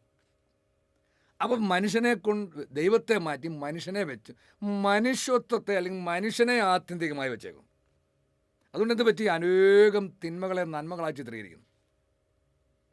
അപ്പോൾ ഈ ഒരു പ്രവൃത്തി ദൈവവിചാരം അറ്റുപോയി ദേശത്ത് എന്നതിൻ്റെ ഏറ്റവും വലിയൊരു തെളിവാണ്. ദൈവത്തെ മാറ്റി മനുഷ്യനെയാണ് ആരാധിക്കുന്നത്. 2 തെസ്സലോനിക്ക 2:3-4 ഇത് അന്തിക്രിസ്തുവിൻ്റെ ആത്മാവിൻ്റെ ഒരു പ്രവൃത്തിയാണെന്ന് പരിശുദ്ധാത്മ പറയുന്നത് കാണാം. ആരും നിങ്ങളെ ഒരു വിധത്തിലും വഞ്ചിക്കാതിരിക്കട്ടെ, എന്നാൽ ആ ദിവസത്തിന് മുമ്പ് വിശ്വാസത്യാഗമുണ്ടാവുകയും നാശത്തിൻ്റെ സന്താനമായ അരാജകത്വത്തിൻ്റെ മനുഷ്യന് പ്രത്യക്ഷപ്പെടുകയും ചെയ്യേണ്ടിയിരിക്കുന്നു. അന്തിക്രിസ്തു പ്രത്യക്ഷപ്പെടും. ദൈവമെന്ന് വിളിക്കപ്പെടുന്നതോ ആരാധനാ വിഷയമായിരിക്കുന്നതോ ആയ ഈ എല്ലാറ്റിനെയും അവൻ എതിർക്കുകയും അവയ്ക്കുപരി തന്നെ പ്രതിഷ്ഠിക്കുകയും ചെയ്യും. അപ്പോഴും ദൈവത്തെ മാറ്റി പകരം മനുഷ്യനെ ആ സ്ഥാനത്ത് വെച്ച് മനുഷ്യാരാധന, മാനുഷിക കാര്യങ്ങൾക്ക് ആത്യന്തിക മൂല്യം കൊടുക്കുന്ന സ്വഭാവം അന്തിക്രിസ്തുവിൻ്റെ ആത്മാവിൻ്റെ സ്വഭാവമാണ്. അപ്പോൾ ഈ ആത്മാവ് ഇന്ന് ലോകത്ത് നിറഞ്ഞ് ആധിപത്യം പുലർത്തുന്നു എന്ന് നമുക്ക് ചുറ്റും നോക്കിയാൽ കാണാം. അതുകൊണ്ടാണ് ദൈവത്തിൻ്റെ പ്രവാചകൻ പറഞ്ഞത്, ദേശത്ത് ദൈവവിചാരം അറ്റുപോയിരിക്കുന്നു. ദൈവവിചാരമില്ല, മനുഷ്യവിചാരം മാത്രമേ ഉള്ളൂ. യെശയ്യാ 5:20. അതുകൊണ്ട് എന്ത് ചെയ്യും? അപ്പോൾ തിന്മയെ നന്മയെന്നും നന്മയെ തിന്മയെന്നും വിളിക്കുന്നവന് ദുരിതം. ദൈവത്തിൻ്റെ ഒരു താക്കീതാണ്. എപ്പോൾ ദുരിതം?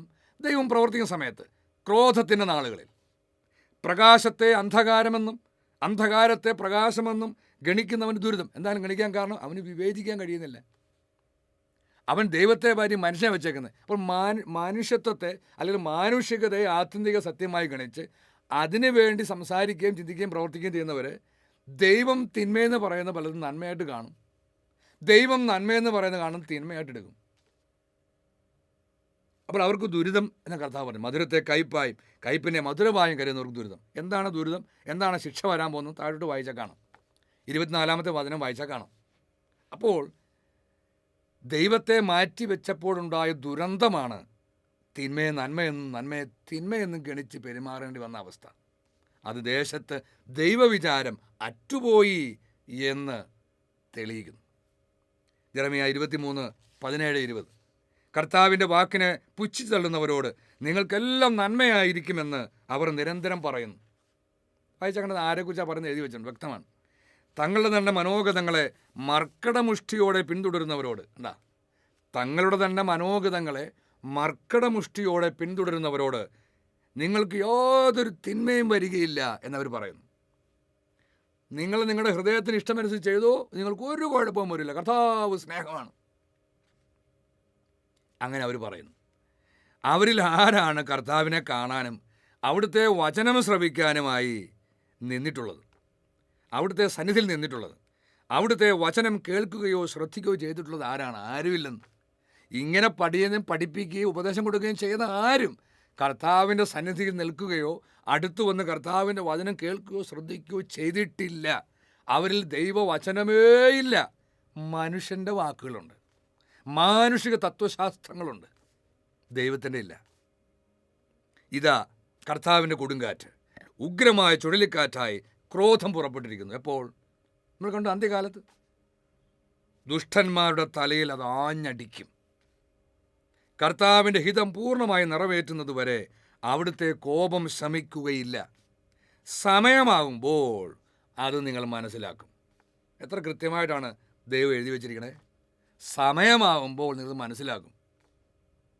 അപ്പോൾ ദൈവത്തിൻ്റെ ഹിതവും ദൈവത്തിൻ്റെ ഇഷ്ടവും ദൈവത്തിൻ്റെ ലക്ഷ്യങ്ങളും ആത്യന്തിക സത്യമായി മുന്നിൽ വെച്ചുകൊണ്ട് അതിനനുസരിച്ച് ജീവിതത്തെ ക്രമീകരിക്കുന്നതിന് പകരം ദൈവത്തെ മാറ്റി മനുഷ്യനെ വെച്ച് ജീവിക്കുന്ന എല്ലാവർക്കും എന്തുണ്ടാകുമെന്ന് കർത്താവിൻ്റെ താക്കീതാണ് ഇവിടെ എഴുതിയിരിക്കുന്നത്. ഇവിടെ ഒരു അന്ത്യകാലത്തെക്കുറിച്ച് ദൈവത്തിൻ്റെ താക്കീതായിരുന്നു. ഒരു വലിയ കാലത്തിൻ്റെ അടയാളമായി അവിടുന്ന് മുൻകൂട്ടി പറഞ്ഞ കാര്യമാണ് ദേശത്ത് ദൈവവിചാരം അറ്റുപോയിരിക്കുന്നു എന്നുള്ളത്. ഇതിന്ന് പൂർത്തിയായിരിക്കും. എന്നാൽ ദൈവത്തെ സ്നേഹിക്കുന്ന അല്ലെങ്കിൽ ദൈവത്തിൽ നിന്നുള്ള രക്ഷ സ്വന്തമാക്കാൻ ആഗ്രഹിക്കുന്ന ഓരോ വ്യക്തിയും എന്തു ചെയ്യണം? അവനാദ്യം ദൈവത്തിലേക്ക് തിരിയണം. വിലാപങ്ങൾ 5:21. കർത്താവേ, ഞങ്ങൾ മടങ്ങി വരേണ്ടതിന് ഞങ്ങളെ അങ്ങയിലേക്ക് തിരിക്കണമേ. അപ്പോൾ ലോകത്തിലേക്ക്, ലോകരാജ്യത്തിലേക്ക്, മനുഷ്യരിലേക്ക്, മാനുഷിക സംവിധാനങ്ങളിലേക്ക്, സ്വന്തം ജീവിതത്തിലേക്ക്, ജീവിത സുഖങ്ങളിലേക്ക്, ഈ ലോക മഹത്വങ്ങളിലേക്കൊക്കെ നോക്കിയിരിക്കുന്ന ഒരു ദൈവത്തിൻ്റെ കുഞ്ഞ് അവിടെ നിന്നും ദൈവത്തിലേക്ക് തിരിയണം. ഇതിനെയാണ് ദൈവം മാനസാന്തരം എന്ന് വിളിക്കുന്നത്. അങ്ങനെ ദൈവത്തിലേക്ക് തിരിഞ്ഞവൻ ദൈവത്തെ അന്വേഷിക്കണം. അവൻ ദൈവത്തിലേക്ക് തിരിഞ്ഞ് ദൈവത്തെ അന്വേഷിക്കണം. യഥാർത്ഥത്തിൽ ദൈവത്തിലേക്ക് തിരിഞ്ഞ് യഥാർത്ഥത്തിൽ ദൈവത്തെ അന്വേഷിക്കണം. എന്നാൽ മാത്രമാണ് അവിടുന്ന് ഒരിക്കൽ രക്ഷ നമുക്ക് സ്വന്തമാകാൻ കഴിയുള്ളൂ. ഹോസിയ 6:3. കർത്താവിനെ അറിയാൻ നമുക്ക് ഏകാഗ്രതയോടെ ശ്രമിക്കാം. എന്തെന്നാൽ അവിടുത്തെ ആഗമനം പ്രഭാതം പോലെ സുനിശ്ചിതമാണ്. പ്രിയപ്പെട്ടവരെ, ദൈവത്തിൻ്റെ ആഗമനം പ്രഭാതം പോലെ സുനിശ്ചിതമാണ്. അപ്പോൾ ദൈവത്തെ അറിയാൻ നമുക്ക് ഏകാഗ്രതയോടെ ശ്രമിക്കാം. അപ്പോൾ ദൈവത്തിലേക്ക് തിരിഞ്ഞ് ദൈവത്തെ അന്വേഷിക്കുന്ന ഓരോ ദൈവ പൈതലും എന്ത് ചെയ്യണം? ദൈവത്തെ അറിയാൻ ഏകാഗ്രതയോടെ ശ്രദ്ധിക്കണം. നമ്മൾ ഈ വചനം മുഴുവൻ പരിശോധിച്ചാൽ കാണാം, നാം അറിയേണ്ടത് ദൈവത്തെയാണ്, അവിടുന്ന് അയച്ച യേശു ക്രിസ്തുവിനെയാണ്. അതാണ് നിത്യജീവൻ. അപ്പോൾ ദൈവത്തെ അറിയാൻ നീ ശ്രമിക്കുന്നുണ്ടോ? നിനക്ക് താല്പര്യമുണ്ടോ? നീ ഏകാഗ്രതയോടെ പരിശ്രമിക്കണുണ്ടോ? എന്തെല്ലാം കാര്യങ്ങളാണ് ഒരു വ്യക്തി ജനിക്കുമ്പോൾ മുതൽ അറിയാൻ ശ്രമിക്കുന്നത്, അല്ലേ? ഈ ലോകത്തിൽ വെട്ടിപ്പിടിക്കാനും കെട്ടിപ്പിടിക്കാനുമായി എന്തെല്ലാം അറിവുകൾ സമാഹരിക്കുന്നതിൽ ബദ്ധശ്രദ്ധനാണ് മനുഷ്യൻ. ജീവിതം മുഴുവൻ ഈ അറിവ് ശേഖരിക്കാനും ആ അറിവ് തൻ്റെ മഹത്വത്തിനും നേട്ടത്തിനുമായി മാനിപ്പുലേറ്റ് ചെയ്യാനും അത് ഉപയോഗിക്കാനുമായി ശ്രദ്ധ വയ്ക്കുന്ന തലമുറയാണ് ഇന്ന്. കാരണം ഇന്നാണ് മനുഷ്യൻ ഏറ്റവും കൂടുതൽ അറിവുള്ളത്. അറിവിൻ്റെ മഹാവിസ്ഫോടനം നടന്ന സമയം, ഒരു വിരൽത്തുമ്പിൽ എല്ലാ അറിവും ലഭ്യമാകുന്ന സമയം. ഈ അറിവ് ഏത് വിധത്തിൽ ഉപയോഗിക്കുന്നു അതനുസരിച്ച് ജീവിതത്തിൽ ഉയരാൻ, വളർച്ച ഉണ്ടാകാൻ, നേട്ടം കൊയ്യാൻ കഴിയുന്ന കാലം. അപ്പോൾ ആ അറിവിനെ മാത്രം വിലമതിക്കുന്നവരായ മനുഷ്യൻ. എന്നാൽ ദൈവം പറയുന്നു, നീ ജീവിക്കണമെങ്കിൽ, നീ നിത്യജീവനെ സ്വന്തമാക്കണമെങ്കിൽ നീ ദൈവത്തെ അറിയാൻ ഏകാഗ്രതയോടെ പരിശ്രമിക്കണം. അപ്പോൾ ദേശത്ത് ദൈവവിചാരം അറ്റുപോയി എന്ന് ദൈവം കുറ്റപ്പെടുന്ന ഈ സമയത്ത് ദൈവം ഒരുക്കിയിരിക്കുന്ന ചേതോഹരമായ രക്ഷ സ്വന്തമാക്കാൻ ആഗ്രഹിക്കുന്നവർ ദൈവത്തിലേക്ക് തിരിഞ്ഞ് ദൈവത്തെ അറിയാൻ, ദൈവപിതാവിനെയും അവിടുന്ന് അയച്ച അവിടുത്തെ പുത്രനെയും അറിയാൻ ഏകാഗ്രതയോടെ ശ്രമിക്കണം. വീണ്ടും യെശയ്യാ പ്രവാചകന്റെ പുസ്തകം 28-ാം അധ്യായം 23-ാം വചനം, എൻ്റെ സ്വരത്തിനു ചെവി തരുവിൻ, ശ്രദ്ധാപൂർവം എൻ്റെ വാക്ക് കേൾക്കുവിൻ. അപ്പോൾ നാം ചെയ്യേണ്ട വലിയ പ്രവൃത്തി എന്താ? ശ്രദ്ധയോടെ ദൈവത്തിൻ്റെ വാക്ക് കേൾക്കണം. എൻ്റെ അടുത്തു വന്ന് എൻ്റെ വചനം ശ്രവിക്കണം എന്നാണ് യേശുക്രിസ്തു പറയുന്നത്. അപ്പോൾ എവിടെയാണോ ദൈവപുത്രൻ്റെ ആത്മാവ് എന്നുള്ളത്, അവൻ്റെ അടുത്തു വന്ന് വചനം കേൾക്കണം. എൻ്റെ സ്വരത്തിന് ചെവി തരുവിൻ. നമ്മൾ ദൈവവചനം മുഴുവൻ പരിശോധിച്ചാൽ അനേക ഇടങ്ങളിൽ കർത്താവ് ഇത് പറയുന്നത് കാണാം. ദൈവവചനം അടുത്തു വന്ന് ശ്രദ്ധിച്ചു കേൾക്കുവിൻ, നിങ്ങൾ എപ്രകാരമാണ് കേൾക്കുന്നത് സൂക്ഷിച്ചു കൊള്ളുവിൻ എന്നൊക്കെ അനേക സ്ഥലത്ത് ദൈവം പറഞ്ഞിട്ടുണ്ട്. അപ്പോൾ ദൈവത്തിൻ്റെ വചനം ശ്രദ്ധിച്ച് കേൾക്കണം, അതിനടുത്ത് വരണം. അപ്പോൾ അന്ത്യകാലത്ത് ഈ ലോകത്തിൻ്റെ മേൽ പതിക്കാൻ പോകുന്ന ശിക്ഷകളെക്കുറിച്ചും ദൈവത്തിൻ്റെ കൃപാവത്സരത്തെക്കുറിച്ചും ദൈവവചനത്തിൻ്റെ പൂർണ്ണത വെളിപ്പെടുത്തിക്കൊണ്ട് പ്രസംഗിക്കപ്പെടുന്ന ദൈവത്തിൻ്റെ വചനമാണ് സദ്വാർത്തയുടെ സത്യത്തിൻ്റെ വചനം. അത് അടുത്തു വന്ന് കേൾക്കണം, അടുത്തു വന്ന് ശ്രദ്ധിച്ച് കേൾക്കണം. അപ്പോൾ ദൈവവിചാരമുള്ള ഒരുവന്, അല്ലെങ്കിൽ ദൈവവിചാരം ഉള്ളിലുണ്ട് എന്ന് ബോധ്യമുള്ളവന് ദൈവവചനം കേൾക്കാനുള്ള താല്പര്യവും ഉണ്ടായിരിക്കും. യെശയ്യാ 34:1-2, ജനതകളെ, ജനപദങ്ങളെ അടുത്തു വരുവിൻ. ഇതെല്ലാവരും നമുക്ക് കാണാം, ദൂരെ നിൽക്കാനല്ല കർത്താവ് പറയണം. കർത്താവിന് യേശുക്രിസ്തു ഒന്നാം ഒരു പരിശോധിച്ചാൽ കാണാം, അടുത്തുള്ളവരുണ്ടായിരുന്നു, അകലെയുള്ളവരുണ്ടായിരുന്നു. അടുത്തുള്ളവരോട് അവനെല്ലാം വിശദമായിട്ട് പറഞ്ഞു, അകലെയുള്ളവർക്ക് ഉപമകളിലൂടെ പറഞ്ഞു. എന്തിന്? അവർക്കൊന്നും മനസ്സിലാകാതിരിക്കാൻ. അപ്പോൾ അടുത്തുള്ളവരുണ്ട്, അകലെയുള്ളവരുമുണ്ട്. അപ്പോൾ കർത്താവ് പറയുക, അടുത്ത് വരുവിൻ. ആരുടെ? കർത്താവിൻ്റെ അടുത്ത്. ശ്രദ്ധിച്ച് കേൾക്കുവിൻ, ശ്രദ്ധിച്ച് കേൾക്കുവിൻ. ഭൂമിയും അതിലുള്ളവയും ശ്രവിക്കട്ടെ, ലോകവും അതിൽ നിന്ന് പുറപ്പെടുന്നവയും ശ്രദ്ധിക്കട്ടെ. എല്ലാ ജനതകളുടെയും നേരെ കർത്താവ് കോപിച്ചിരിക്കുന്നു, അവരുടെ സർവ്വ സൈന്യങ്ങളുടെയും നേരെ അവിടുത്തെ കോപം ആചരിക്കുന്നു. അവിടുന്ന് അവരെ വിധിച്ചിരിക്കുന്നു, അവരെ കൊലക്കേൽപ്പിച്ചിരിക്കുന്നു. ഇതെപ്പോഴും സംഭവമാണ്? അന്ത്യകാലത്ത്. അപ്പോൾ അന്ത്യകാലത്ത് തന്നെയാണ് കർത്താവ് പറയണത്, എൻ്റെ അടുത്ത് വന്ന് എൻ്റെ വാക്ക് ശ്രദ്ധിച്ച് കേൾക്കുവിൻ. കർത്താവിന് കുറ്റപ്പെടുത്തില്ല, ഞാൻ വിളിച്ചിട്ട് നിങ്ങൾ വിളി കേട്ടില്ല, ഞാൻ സംസാരിച്ച് നിങ്ങൾ കേൾക്കാൻ വിസമ്മതിച്ചു. കർത്താവ് കുറ്റപ്പെടുന്നു.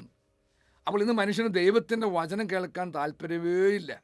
അവൻ എന്തെങ്കിലും നേട്ടമുള്ള കാര്യങ്ങൾ കേൾക്കാൻ താല്പര്യമാണ്, അല്ലെങ്കിൽ അവൻ്റെ ജഡത്തെ സന്തോഷിപ്പിക്കുന്ന, സുഖിപ്പിക്കുന്ന, ആനന്ദിപ്പിക്കുന്ന കാര്യങ്ങൾ കേൾക്കാൻ ഭയങ്കര ഇഷ്ടമാണ്.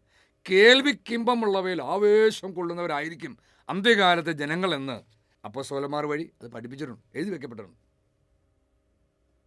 കേൾവിക്കിമ്പമുള്ളവയിൽ ആവേശം കൊള്ളുന്നവർ, അവർ സത്യത്തിന് നേരെ ചെവിയടയ്ക്കും, കെട്ടുകഥകളിലേക്ക് ശ്രദ്ധ തിരിക്കും. ഇതെല്ലാം പ്രവചിക്കപ്പെട്ടിട്ടുണ്ട്. അപ്പോൾ ദൈവത്തിൻ്റെ വാക്ക് നാം അടുത്തു വന്ന് ശ്രദ്ധിച്ച് കേൾക്കണം.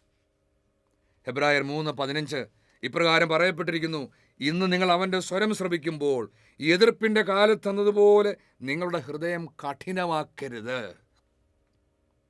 അപ്പോൾ ഹൃദയ കാഠിന്യമാണ് ദൈവവിചാരം അറ്റുപോയി എന്നതിന് വലിയൊരു തെളിവ്.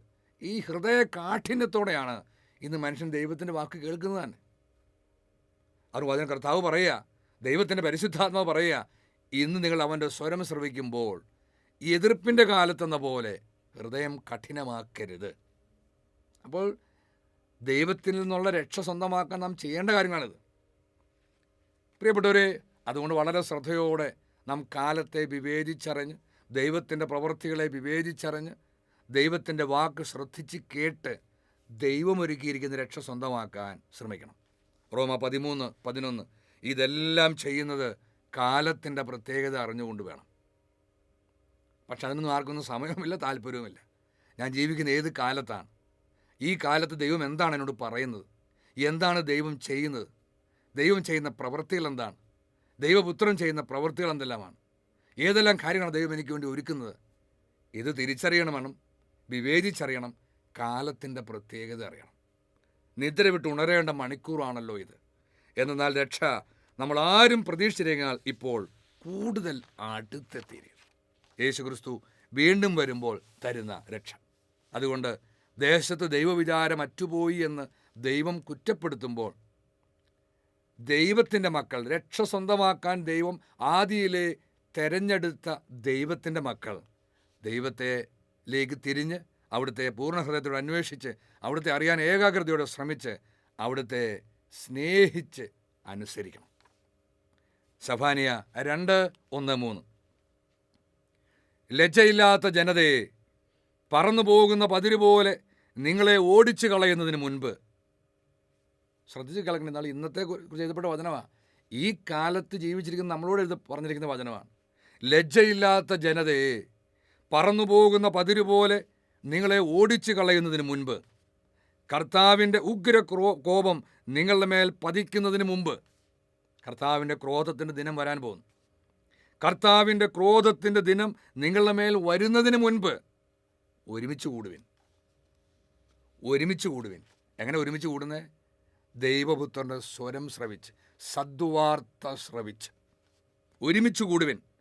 അവിടുത്തെ കൽപ്പനകൾ അനുസരിക്കുന്ന ദേശത്തുള്ള വിനീതരെ, കർത്താവിനെ അന്വേഷിക്കുവിൻ. ദൈവവിചാരമുള്ള, ദൈവത്തിൻ്റെ വചനം കൽപ്പന അനുസരിക്കുന്ന ദേശത്തുള്ള വിനീതരെ, കർത്താവിനെ അന്വേഷിക്കുവിൻ. നീതിയും വിനയവും അന്വേഷിക്കുവിൻ. കർത്താവിൻ്റെ ക്രോധത്തിൻ്റെ ദിനത്തിൽ ഒരു പക്ഷേ നിങ്ങളെ അവിടുന്ന് മറച്ചേക്കാം. അത്യധികം ഗൗരവത്തോടെ ഓരോ ക്രിസ്തീയ വിശ്വാസിയും പരിശോധിക്കേണ്ട വചനമാണ്. ഇത് നീ ചെയ്യുന്നുണ്ടോ? ഇത് നീ ചെയ്യേണ്ട സമയമായി എന്ന് നീ തിരിച്ചറിഞ്ഞിട്ടുണ്ടോ? അതോ ഇപ്പോഴും മർക്കടമുഷ്ടിയോടെ ഇത് പറയുമ്പോൾ ഹൃദയം അടച്ചുകൊണ്ട് ഈ ലോകത്തിൻ്റെ സുഖങ്ങളിലേക്കും ജഡത്തിൻ്റെ സുഖങ്ങളിലേക്കും ലോകത്തിൽ വെട്ടിപ്പിടിക്കാനും ഇനിയും നീ നിന്നെ തന്നെ വിഡ്ഢിയാക്കിക്കൊണ്ട് ഓടുകയാണോ എന്ന് പരിശോധിക്കണം. ഈ പ്രവാചക വചനം ഈ അന്ത്യകാലത്ത് ജീവിച്ചിരിക്കുന്ന ഓരോ ദൈവമക്കളോടും പറയുന്ന വചനമാണ്. അപ്പോൾ നമുക്ക് ആഗ്രഹം ദൈവമൊരുക്കിയ രക്ഷ നമുക്ക് സ്വന്തമാക്കണമെന്നുള്ള, അത് തള്ളിക്കളയരുത്, നിരസിക്കരുത്. എബ്രായർ 2:2-3. ദൂതന്മാർ പറഞ്ഞ വാക്കുകൾ സത്യമാവുകയും നിയമലംഘനത്തിനും അനുസരണമില്ലായ്മയ്ക്കും തക്ക ശിക്ഷ ലഭിക്കുകയും ചെയ്തെങ്കിൽ. എപ്പോൾ? സോദോം ഗൊമോറ നഗരങ്ങളിലും നോഹയുടെ കാലത്തും ദൂതന്മാർ പറഞ്ഞ താക്കീത് ചെവിക്കൊള്ളാഞ്ഞ സകലരും ശിക്ഷിക്കപ്പെട്ടു. തക്ക ശിക്ഷ ലഭിക്കുകയും ചെയ്തെങ്കിൽ ഇത്ര മഹത്തായ രക്ഷയെ അവഗണിക്കുന്ന നാം ശിക്ഷയിൽ നിന്ന് എങ്ങനെ ഒഴിവാക്കപ്പെടും? ഇതാ ദൈവപുത്രൻ യേശുക്രിസ്തു നമുക്കൊരു ചേതോഹരമായ രക്ഷ തരാൻ പോവുകയാണ്. ഈ രക്ഷ അവഗണിക്കുന്ന നാം ശിക്ഷയിൽ നിന്ന് എങ്ങനെ ഒഴിവാക്കപ്പെടും? ഇത് താൻ ദൈവവിശ്വാസവും ദൈവവിചാരവും ഉള്ളവനാണ് എന്ന് കരുതുന്ന ഓരോ വിശ്വാസിയും പരിശോധിക്കട്ടെ. പ്രിയപ്പെട്ടവരെ, ഈ രക്ഷയുടെ വാർത്തയാണ് സദ്വാർത്ത. എന്താണ് ദൈവപുത്രൻ വീണ്ടും വരുമ്പോൾ നമുക്ക് തരുന്ന രക്ഷ? അവൻ എവിടെയാണ് രക്ഷ തരാൻ വേണ്ടി വെളിപ്പെടുന്നത്? ഈ രക്ഷ ആർക്കാണ് ലഭിക്കുന്നത്? എന്ത് വിശ്വാസമൊക്കെയാണ് നമുക്കുണ്ടായിരിക്കേണ്ടത്? എന്താണ് 2000 വർഷം പ്രസംഗിച്ച സുവിശേഷത്തിൻ്റെ പൂർണ്ണത? എന്താണ് പൂർണ്ണമായ നിത്യമായ രക്ഷ? ആർക്കാണ് നിത്യജീവൻ ലഭിക്കുക? ഇതെല്ലാം നമ്മളെ അറിയിക്കാനും ദൈവപുത്രൻ്റെ ആഗമനം നമ്മളെ അറിയിക്കാനുമായി അന്ത്യകാലത്ത് ഈ ലോകത്ത് പ്രസംഗിക്കപ്പെടുമെന്ന് ദൈവം മുൻകൂട്ടി പ്രവചിച്ച് എഴുതപ്പെട്ടിരിക്കുന്ന സുവിശേഷത്തിൻ്റെ പൂർണ്ണതയാണ് സദ്വാർത്ത. ഇത് 2005 മുതൽ ഈ ലോകത്ത് പ്രസംഗിക്കപ്പെടുന്നു. യെശയ്യാ 61:1-2. ദൈവമായ കർത്താവിൻ്റെ ആത്മാവ് എൻ്റെ മേലുണ്ട്, പീഡിതരെ സദ്വാർത്ത അറിയിക്കുന്നതിന് അവിടുന്ന് എന്നെ അഭിഷേകം ചെയ്തിരിക്കുന്നു.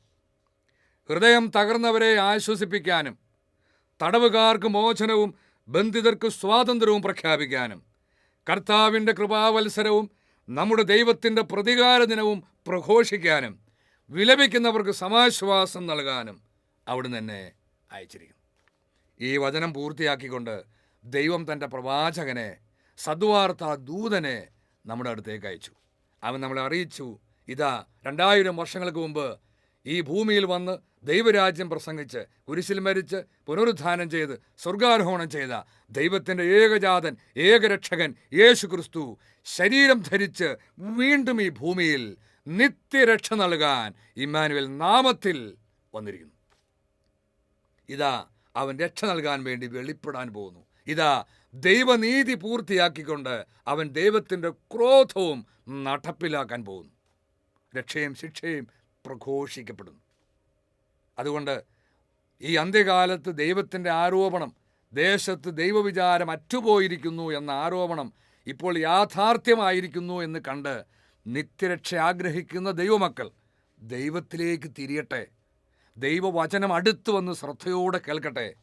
ആ വചനം സ്വീകരിച്ച് അതനുസരിച്ച് തങ്ങൾ ദൈവത്തെ സ്നേഹിക്കുന്നു എന്ന് തെളിയിച്ച് ഈ ചേതോഹരമായ രക്ഷ സ്വന്തമാകട്ടെ.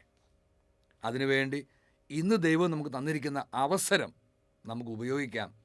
ഹൃദയ കാഠിന്യമത്തോടെ അത് തള്ളിക്കളയാതെ ദൈവം നൽകിയ അവസരം നാം പൂർണ്ണമായും ഉപയോഗിച്ചാലാണ് ദൈവത്തിൻ്റെ പ്രവൃത്തികളുടെ ഫലം നമുക്ക് ലഭിക്കുക.